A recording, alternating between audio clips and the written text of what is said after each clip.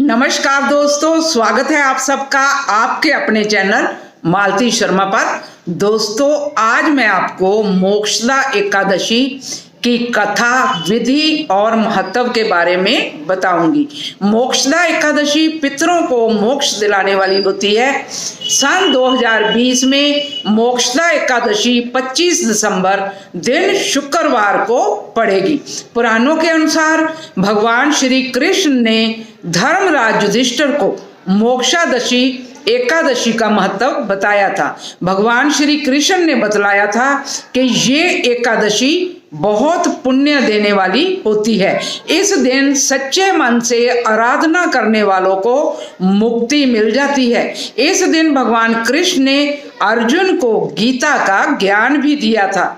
इस दिन स्नान आदि से निवृत्त होकर भगवान की गंगाजल, रोली, चंदन, अक्षत आदि से पूजा करें और भोग लगाएं। इस दिन दामोदर भगवान की पूजा की जाती है। सबसे पहले गणेश जी की, उसके बाद विष्णु भगवान और लक्ष्मी जी की आरती करें। अब मैं आपको इसकी कथा सुनाती हूँ, पर उससे पहले अगर अभी तक आपने मेरे चैनल को सब्सक्राइब नहीं करा तो कर लें और पास में बने बेल बटन को दबाना भी ना भूलें, ताकि मेरे आने वाले वीडियो का नोटिफिकेशन सबसे पहले आपको मिले।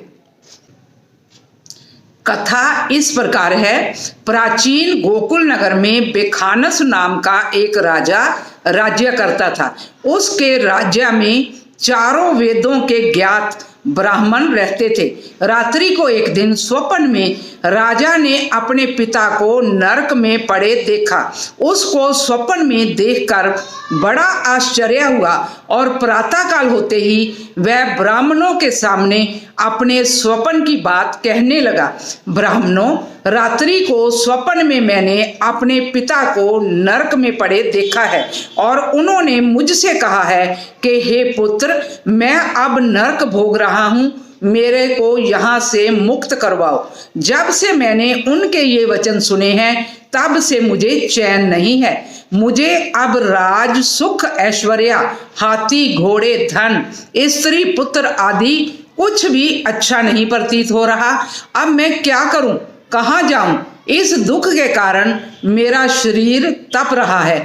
आप लोग मुझे किसी प्रकार का तप, दान, व्रत आदि बताएं जिससे मेरे पिता को मुक्ति प्राप्त हो।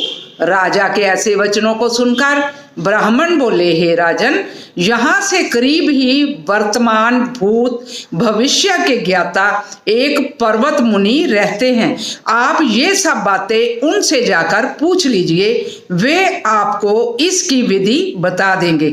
राजा ऐसा सुनकर मुनि के आश्रम पर गए। उस आश्रम में अनेकों शांति चित्त योगी और मुनि तपस्या कर रहे थे। उस समय चारों वेदों के ज्ञाता पर्वत मुनि दूसरे ब्रह्मा के समान बैठे थे। राजा ने जाकर उनको प्रणाम किया। पर्वत मुनि ने उनसे कुशल क्षेम पूछी। तब राजा बोले, हे देव ऋषि, आपकी कृपा से मेरे राज्य में सब कुशल मंगल है, परंतु अचानक एक विघ्न आ गया है जिससे मुझे अशांति हो रही है।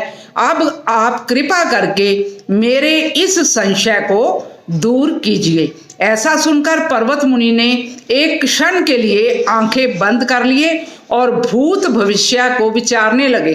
फिर बोले, हे राजन, मैंने योग बल के द्वारा तुम्हारे पिता के कुकर्मों का ज्ञान प्राप्त कर लिया है। उन्होंने पूर्व जन्म में कामातुर होकर सौत के कहने पर अपनी दूसरी रानी को ऋतु दान मांगने पर भी नहीं दिया था। उसी पाप कर्म के फल से तुम्हारे पिताजी नरक में गए हैं।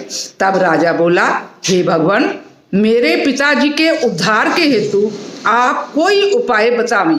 तब पर्वत मुनि बोले, हे राजन, मार्गशीर्ष मास के शुक्ल पक्ष में जो एकादशी होती है उस एकादशी को आप उपवास करें और उस उपवास के पुण्य को अपने पिताजी के नाम संकल्प छोड़ दें। उस एकादशी के पुण्य के प्रभाव से अवश्य ही आपके पिताजी की मुक्ति होगी। मुनि के वचनों को सुनकर राजा अपने राज्य को आया और कुटुंब सहित मोक्षदा एकादशी का उपवास किया। उस उपवास के पुण्य से राजा ने अपने पिता को उसका संकल्प करके फल दे दिया। उस पुण्य के प्रभाव से राजा के पिताजी को मुक्ति मिली और स्वर्ग में जाते हुए अपने मुख से बोले, हे पुत्र, तेरा कल्याण हो, ये करके तुमने बहुत अच्छा काम किया है। और वो स्वर्ग को चले गए। मार्गशीर्ष मास के शुक्ल पक्ष की मोक्षदा एकादशी को जो व्रत करते हैं उनके समस्त पाप नष्ट हो जाते हैं और अंत में स्वर्गलोक को जाते हैं। इस व्रत से बढ़कर मोक्ष देने वाला और कोई दूसरा व्रत नहीं है। इस कथा को सुनने व पढ़ने से वाजपेयी यज्ञ का फल मिलता है। व्रत मोक्ष को देने वाला है और चिंतामणि के समान है। बोलो विष्णु भगवान की जय। कृष्ण कन्हैया लाल की जय।